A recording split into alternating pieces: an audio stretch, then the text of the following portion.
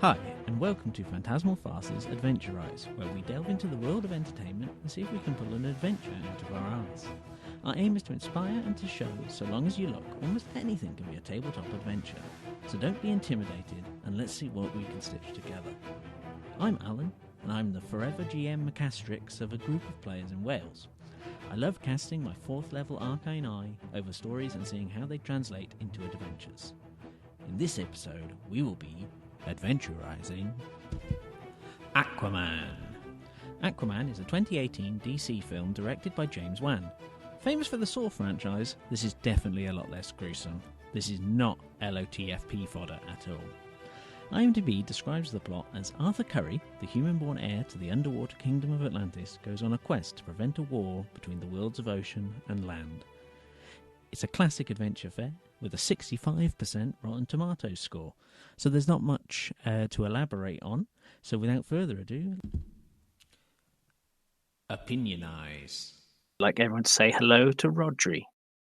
Hello, Rodri. Hi. Oh no, that is me. Hi, hello. Hello. Right. So we're talking about Aquaman. You knew this. I liked it. I thought it was a D&D adventure brought to life in a lot of ways. But what was your opinion, Rod? I thought it was pish, I suppose, is the only way to put it. Just trying to think about anything that stood out. It started so well. That's the thing. It started so well. It was a bit of emotion and drama to it all, where he's there with his father and he meets his mother and that. And then the underwater bit starts, and they lost me. Not a good film, in my opinion. So it was things like the octopus playing the drums. Is that what killed it for you? The crab singing about being under the sea was also an issue. Was there an octopus? There was in the fight scene.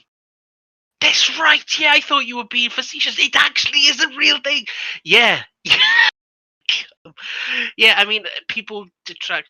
People say that it's bad because he's riding a shark into war and blah blah blah blah blah. But so they did in Narnia and no one complained. So I didn't mind the fight scenes or anything like that. It's just the CGI underwater really wasn't selling it to me. I thought that their capes would flow a little, so they must have had like lead weights in the bottom to have them hang down. So I don't know. There was I oddly enough, I couldn't suspend my disbelief, despite the fact that I was watching a half mermaid. It man is the case, though, that lives. DC have trash CGI, and I don't really know why, because they spend lots of money. Aquaman is actually the main inspiration for this series, as soon as I left cinema, I was definitely thinking about how I'd basically watched a D&D adventure on the big screen. I enjoyed the film. I thought it was fun. Is it Citizen Kane? No, but I enjoyed my 2 hours. I feel no reason not to. I enjoyed the 2 hours. I didn't feel cheated or anything, and it's definitely probably the best DCEU film, but it doesn't have a lot of competition. And yeah, I just thought it was all very good on it. However, we're not here to dissect the film. I think we clearly understand I liked it, you didn't. So we're approaching it from very different spaces. Because I'm looking at it as I already thought this was a great thing. How can we make the great thing? Whereas you're basically saying, how can we polish this turd? Would that be fair? I always say you can't polish a turd, but you can mold. So yeah, let's give it a go. Let's see what we can salvage from this barn fire. Mechanize. Okay, so what's your first thoughts, Rod? Because mine is this. When I say it was like a D&D adventure, I don't mean like a soft cover. I don't mean like kind of like the original Into the Unknown or something like that. Sorry, not Into the Unknown. Keep on the Borderlands. I was definitely thinking full, 300-page hardcover adventure. I'm talking the kind of thing Paizo puts out for Pathfinder, or Tomb of Annihilation. Top Marsh. Yeah, all the stuff that Wizards of the Coast are putting down. So that was my first thought that this should be a big, bombastic, hardcover, big, overblown production adventure. I know you didn't like the film, but what's your opinion on that? There was enough action beats that, if scaled properly, does culminate in a very large battle, and then, depending on how you look at it, sort of a one-on-one with the BBG. Forgotten his name now, but Mr. Wilson's character, Ocean Master. Poseidon. That's not his name. That's not his name, but that is his. Like Aquaman is Arthur Curry's his name, but he is Aquaman. His character was Ocean Master, and it's Orm with an M, I think. Okay, so yeah, it was. I can see where you're coming from if you approach it from and taking my opinions out of it of how much I did or didn't like the film. I can see how it can be created into a D&D adventure. Yeah, but certainly. Kind of counterintuitively, we're talking about a film called Aquaman and saying, yeah, it would make a good adventure. But the first thing I would leave in the film and not bring with me is Aquaman himself, because Aquaman is in the exact spot that player characters should be. If he's still there, what's the point of why would the players get involved? So I would get rid of, in my Aquaman adventure, there would be no Aquaman. Would you have him as an NPC? I'm not sure, because I don't really see how he would function in that. Too big and strong to. Yeah, it's a bit weird if he's there. I would cut him out entirely. That would be my first thing to do is cut Aquaman from Aquaman, because he's going to go where the player characters are going to go where he would fit in. What would I do next? Well, I guess the next thing is a hook, because if you remove Aquaman, you also remove the driver of the story, because the whole driver of the film is Aquaman becoming Aquaman. So if Aquaman isn't there, there's no driver. However, I do think going back to Ocean Master, which is apparently a hilarious name. It just took me by surprise. Everything because it's been how long since it's come out now? 2018. So 2018. It's been 3 years and a pandemic, and these small details have left my mind, and revisiting them again through my rose-tinted glasses of not liking it. It just tickles me at how. I mean, my boy could write better, to be honest. See, I like the fact it was so weird and out there. It was. It made it more enjoyable. But I do think it's a good campaign setup, as in evil merman is trying to unique Atlantis. Evil merman is trying to unite Atlantis in order to take over the surface. It's it's kind of already set up. You just get the players to stop evil merman from uniting the underwater kingdoms to come and kill us on the surface. So would it be, to borrow from another DC film, similar to Green Lantern, where the one or several of the player characters meet a half-dying representative of the opposite faction? So someone from Atlantis shows up, washed ashore, who sympathizes with the Drylanders' cause with a Yes, warning. you could. Obviously, if we were to lift directly, that would be Mira. She'd be the character. Oh, no, Mira was Mira, and William Dafoe's character were the ones that brought him on. So I guess you could use either one of them as the quest giver. When did the attack on the house happen? That was when he was just a little baby. It's not something I would would use for an adventure. I could have swore there was an attack on his childhood house, because I distinctly remember. But it gets attacked in the opening scene when they come to take his mother away. I remember she was. But yeah, you could have them. Another thing is that obviously one of the enemies that can pursue him on land is what's his name? Black Manta. Manta? Yeah, and in the film, he has a basically a grudge against Aquaman because Aquaman kills his father. He also has a little origin story as well. In fairness to does? him, he said Aquaman indirectly killed his father, if I recall correctly. Yes, it was. I think it was more that he wouldn't save him rather than actively kill him. And then he became Black Manta courtesy of interference. Yes, they give him the armor and everything. Atlantean weapons and such, yeah. So I would add as the kind of hook adventure. I would start with the players maybe doing a few missions, helping a seaside town, one of which involves pirates or something. And obviously, because some might survive, some might not.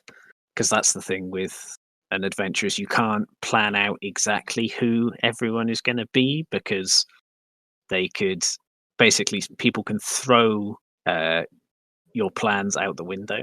But basically, I would say that one of the pirates would then take up the mantle of Black Manta and be the orchestrator of all the trouble the players find on the surface, because the rest of the plot kind of writes itself. It's find the location of the trident, find the trident, save the world. It kind of is a standard collect the MacGuffin, save the day plot. If you strip out all the ornamentation. Yeah, agreed. So that bit you've already got down pat. It's just the bits in between. The you've got the bones, you need the meat. Yeah. So what are the big set pieces you would keep? Or I don't know why I keep deciding to say you don't like it. You made that very clear. I don't think anyone listening is confused of your opinion of the film.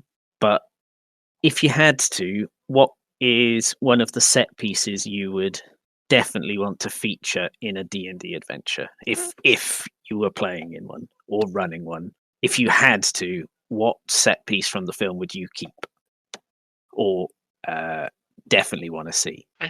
Three spring to mind, I think. Three spring to mind. And a fourth I wouldn't keep, but I would invent to include. So they would be, depending on how the campaign is going, I know our group would enjoy a bit of levity and a bit of silliness. Having a gladiatorial match with an octopus playing the drums.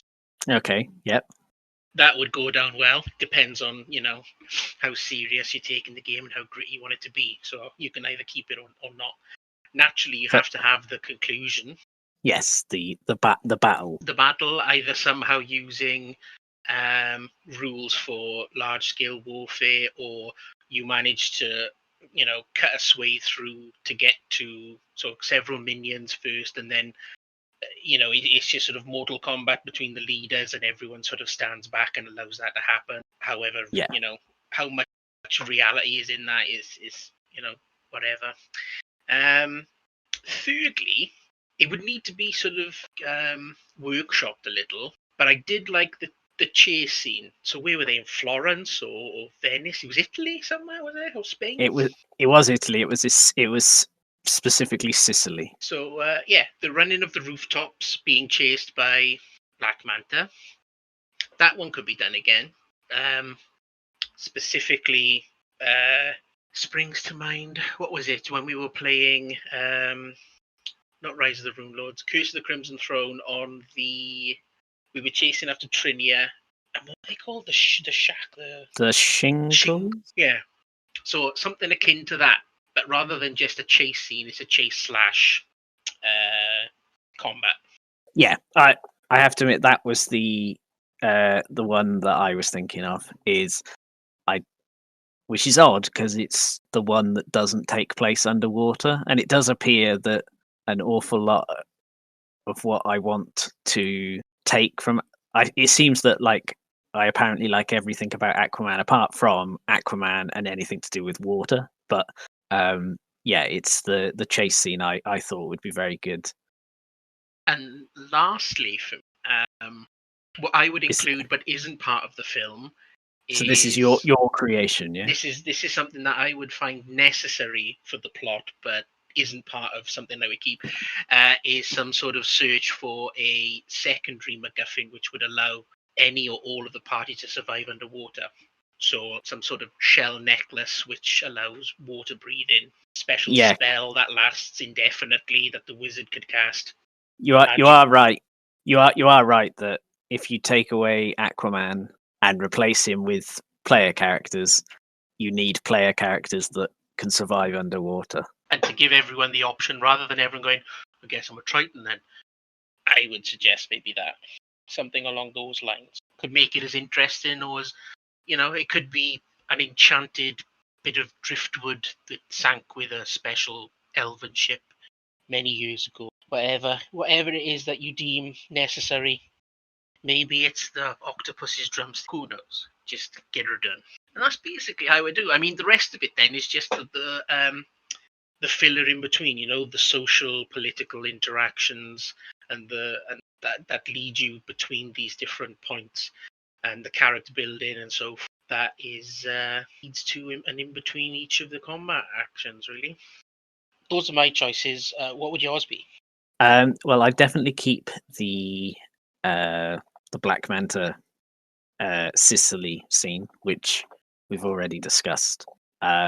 So the issue there would be is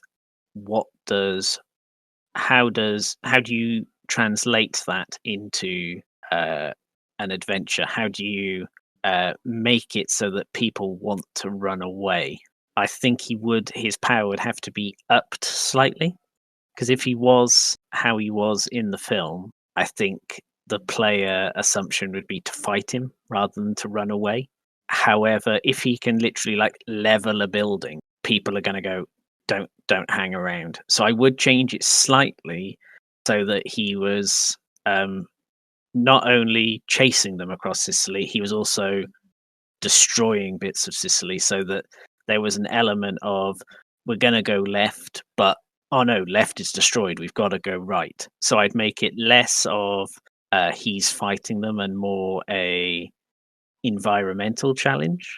So rather than worrying about Black Manta as an adversary, I would focus very heavily on the chase being I'd focus very heavily on the chase being the action. Black Manta is effectively setting the course for.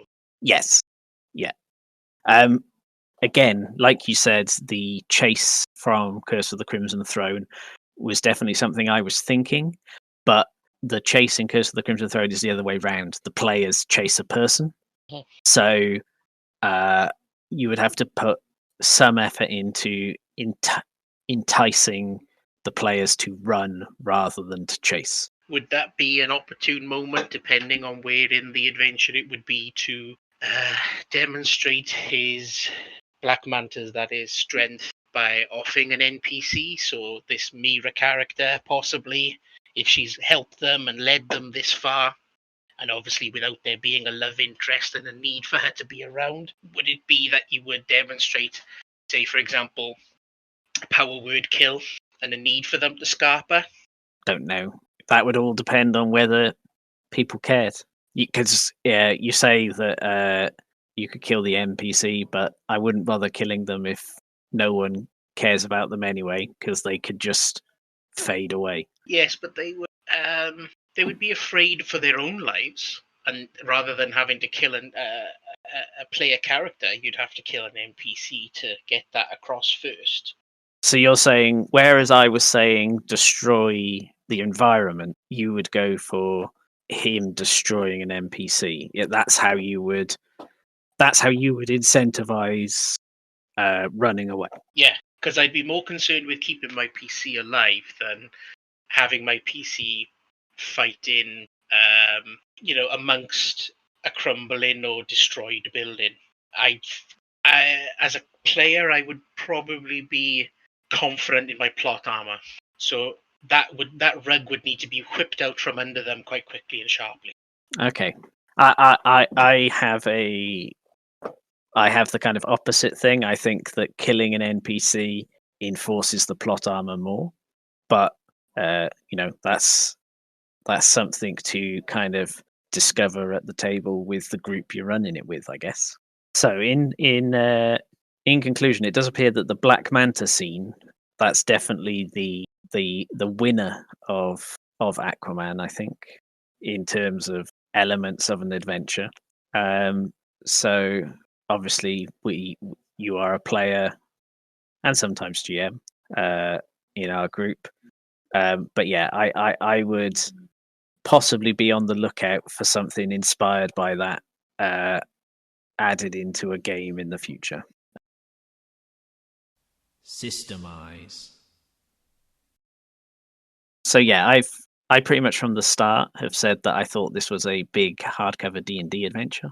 So I would choose for the system for this adventure, it definitely has to be something with kind of larger than life, big powers, not a lot of death, So I would definitely go with classic D&D 5th edition or Pathfinder or Savage Worlds, something like that, where there's lots of powers and, much like superhero things in general, as in people can get punched through several walls and still stand up. I wouldn't pick something like Call of Cthulhu or something where combat and the like is over in seconds because everyone is made of paper.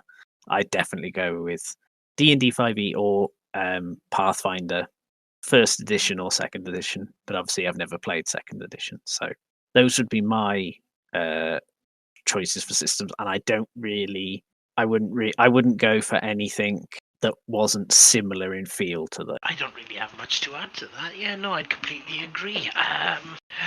Depending on how controversially, depending on how combat heavy the game is going to be. Summarize. Okay, so in the question of would I like to actually play an adventure based on Aquaman, bearing in mind everything we've discussed so far, I think it might be fun to run, but I'm not sure it would be fun for me to play it, because I think for it to remain similar, for it to keep a lot of the kind of bones, this is going to be a very choo-choo jump on the train adventure. So oddly, I don't think I would actually play this. I think we played Curse of the Crimson Throne, which has a similar kingdom in trouble, deposing the unfit ruler, saving the kingdom. I think because we've played that, I don't think I would want to do this as well. And because obviously they've got hundreds of professionals doing art and all that stuff, I think my personal recommendation is, if you thought this sounded like a good idea, play Curse of the Crimson Throne, but maybe just throw in a few more aquatic based enemies. What would you play this? Taking my opinion of the actual source material, if someone turned around to me and said, I've modded an Aquaman game for 5th edition, would you like to play? I'll never say no. I'll always want to give something a try. I'll always form an opinion after I've given something a go.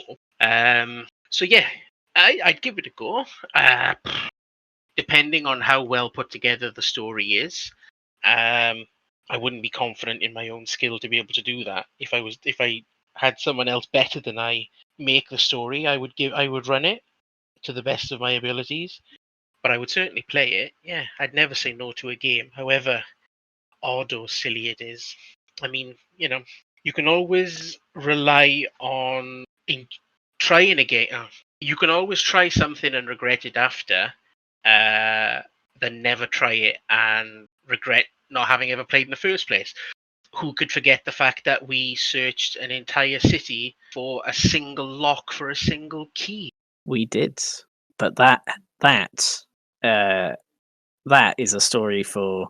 I was going to say it's a story for another day, but I think that is a story for no days. And I think That's 5 years therapy away. yeah, and so I think that's brought today's discussion to an end. But thanks for spitballing about Aquaman with me, Thank you and for having me. we'll spitball about something else soon, I imagine. I hope so. Yes, I hope to see many more suggestions, possibly with better films. So that was our episode on Aquaman. Hope you got some good ideas out of it. So next time you need something that inspires you, you won't just theorise, but adventurize. And if you do, please let us know.